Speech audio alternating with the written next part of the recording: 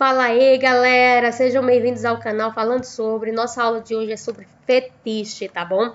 Hoje nós vamos falar sobre o fetiche no ponto de vista sociológico, tá bom? Lembrando que aquele fetiche que vocês estão acostumados a saber, que envolve os valores afetivos, né, os valores do desejo, isso é o fetiche psicanalista, tá certo? Nós vamos discutir agora sobre o fetiche sociológico. O fetiche sociológico, ele parte da concepção de Karl Marx. Então, o que é que Karl Marx diz sobre o fetiche? Ele diz o seguinte: a mercadoria é misteriosa, simplesmente por encobrir as características sociais do próprio trabalho dos homens, apresentando-as como características materiais e propriedades sociais inerentes ao produto do trabalho. Por ocultar, portanto, a relação social entre os trabalhos individuais dos produtores e o trabalho total, ao refleti-la como reação social existente, à margem deles entre os produtos do seu próprio trabalho. Isso está no livro O Capital, volume 1, página 81, tá certo? Então, o que é que o Marx quis dizer com isso quando ele vem falar de fetiche ou de fetichismo da mercadoria, né? Ele vem dizer que quando a gente compra uma mercadoria, né, a gente tende a comprar esse produto levando em consideração somente as características materiais do produto, né? Se as características que ele apresenta, se o material tem um bom produto ou não, se vale ou não aquela mercadoria, aquele valor. Porém, a gente se esquece que no valor dessa mercadoria está incluso o valor do trabalhador, o valor do trabalho do proletariado, no caso hoje da classe trabalhadora, tá bom? Então, por isso se torna o que a gente chama de fetiche, por encobrir essas características como a característica do trabalho, tá bom? Então, um exemplo para isso, né? Utilizando o exemplo da compra de uma determinada mercadoria, né? Para que haja esse processo de aquisição, você tem que pagar, né, o valor em dinheiro, né? O respectivo preço da mercadoria. Lembrando que hoje em dia a gente considera dinheiro qualquer meio de pagamento, cartão de crédito também, né? Lembrando que o dinheiro, ele é algo fictício, né? O dinheiro ele não tem valor em si, né? O que garante o valor do dinheiro é o ouro guardado no Banco Central, né? Por isso lá que naquela série A Casa de Papel, o pessoal vai roubar o ouro, não o dinheiro, né? Porque o dinheiro ele não tem valor em si. O que garante o valor do dinheiro é o ouro guardado em banco, né? Então, no momento dessa troca, que você troca a mercadoria pelo dinheiro, tá certo? É estabelecida uma relação expressa e essa relação, queira ou não, ela é uma relação material. Ou seja, do dinheiro e da mercadoria. Mas por que desta relação ser social, né? Por que essa relação é social, né?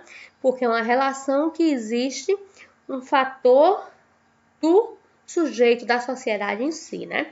O dinheiro, ele nunca teve, né? Sempre teve outras moedas de troca na nossa sociedade, mas nenhuma teve um valor tão amplo como o dinheiro, né? Ou você pode trocar o dinheiro por tudo, né? Você pode trocar o dinheiro por mercadorias, né? Por afetos, né? Hoje em dia o dinheiro ele começa a resolver tudo, né? Até, se a gente for pensar no campo jurídico, né? Até problemas de cunho emocional, né? Hoje em dia você tem um problema de cunho emocional, alguém te agride, né? De cunho moral, e as pessoas podem o quê? Te ressarcir pagando em dinheiro, né? E aí a gente tem essa chargezinha aí do Duque, ó. Ó Deus do mercado, aceita este reles, representante do terceiro mundo, como prova do meu sacrifício e da minha devoção, né? Ou seja, mostrando um pouco dessa devoção que as pessoas têm ao dinheiro. Por isso chama-se fetichismo da mercadoria, né? Porque existe um certo valor do dinheiro, né? Não só do dinheiro, de certas mercadorias também, né? Quando a gente pensa assim, vamos botar em relação que a gente vai vender dois produtos, tá certo? Um produto de marca e um produto sem marca. Ambos os produtos feitos da mesma mercadoria. Mas por que tal produto, né? Ele tem um valor maior do que o outro, né?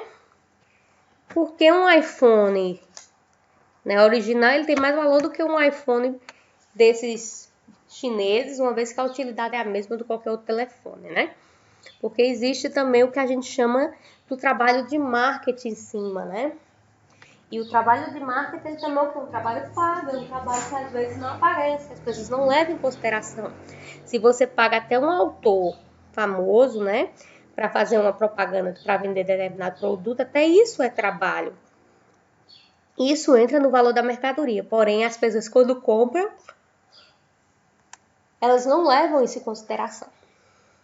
E aí não resta dúvida, né, que o preço determinado socialmente, né, sendo dinheiro nada mais, né, do que a representação física deste valor, né, em uma unidade o quê? Totalmente monetária, né? E assim tratamos da aparência da troca, mas não da essência, né?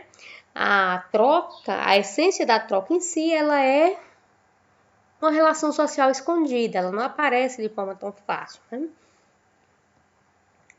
Tá certo? Entre quem? Onde está essa relação?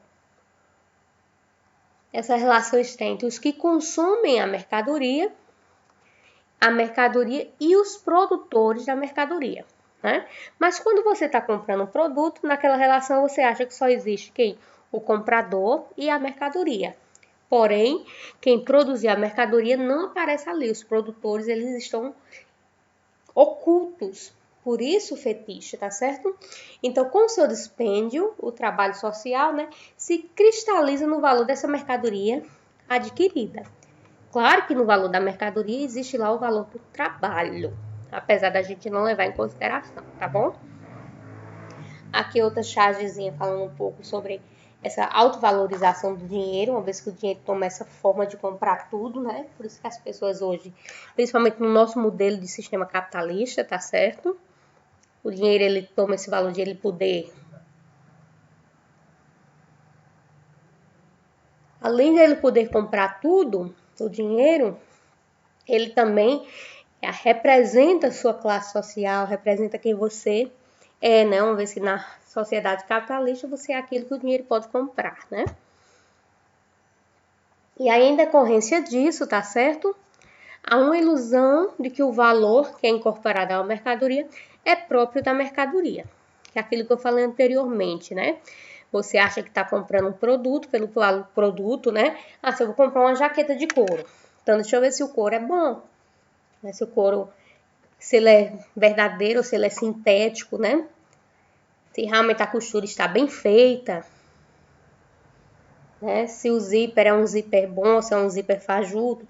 Então, você leva em consideração essas características da própria mercadoria e esquece as outras características que fazem também parte do valor da mercadoria, como o próprio trabalho humano. Então, é isso que faz parte do que a gente chama de fetichismo da mercadoria, dentro desse modo de produção capitalista, tá certo? Neste caso, o fetichismo da mercadoria vai atuar como uma crítica, tá certo? Exclusiva do modo de produção capitalista. Uma crítica de produção e não de consumo, tá certo? As pessoas acham que tem muito a valer com o nome de produtos, né? Eu já vejo pessoas que dizem assim, nada, o fetichismo tem a ver com questão da compra, né? Como a questão do marketing, você acha que um produto vale porque se criou uma discussão dentro daquilo, né? Da marca em si, né? Se existe muito esse discurso, né? Tá muito, se eu vou comprar um shampoo que a atriz talvez fez uma propaganda, claro que ele é muito mais caro do que um shampoo que não tem propaganda, que é desconhecido.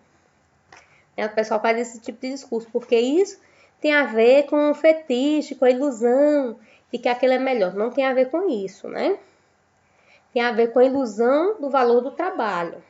E se o valor que a atriz fez a propaganda, o shampoo está mais caro, não está mais caro porque ele vale mais ou porque, né, está incluso ali a ilusão, mas é porque está incluso ali também o trabalho do artista dentro daquele processo, né, que não aparece de forma clara, né. Então, a crítica do fetichismo que se faz é justamente essa. Você acha que ele está interligado as questões do consumo da mercadoria em si, porém não, está ligada à questão da ocultação do trabalho humano, né? Aqui é uma charge bem clara, né, mostrando alguns sistemas do mundo, né? Uma vez que isso não ocorre no Brasil, né? Isso ocorre em todo mundo, ocorre no Brasil, aqui representado por Brasília, tá vendo, ó?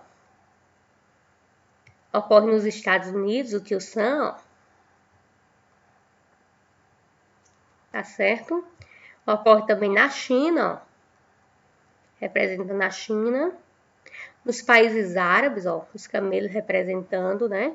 As reservas de petróleo, né? Aqui os estados, também ali, os Estados Unidos, né? O monte aqui, ó.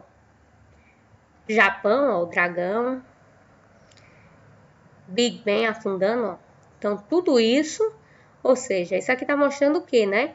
Que é ocultado, né? Assim como a justiça é cega, né? O mundo todo, aqui a representação, o mundo aqui, o globo, né? Terrestre, né? O dinheiro, aqui as carinhas de dinheiro, que representam o dinheiro, né? As carinhas da cédula, né? Ou seja, realmente, no dinheiro, quando você compra um produto, nessa troca, né? Que existe essa questão oculta, que é o que a gente chama de fetichismo, tá certo? Está justamente oculto que o trabalho dos seres humanos da classe proletariada, tá certo? E isso está presente aqui em todos os países capitalistas. Aí você diz assim, professor, mas a China não é comunista?